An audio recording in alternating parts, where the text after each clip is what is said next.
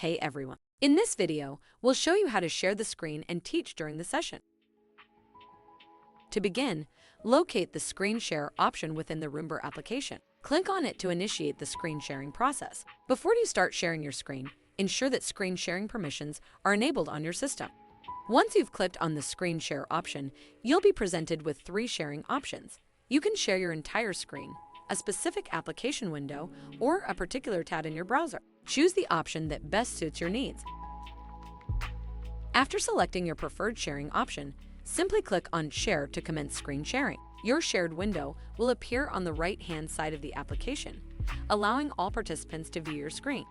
Remember, you can stop sharing your screen at any time by clicking on the Stop Screen Share option. It's important to note that if someone else is currently sharing their screen, you have the ability to stop their sharing and begin your own. And there you have it. Sharing your screen and teaching during a session is as easy as that.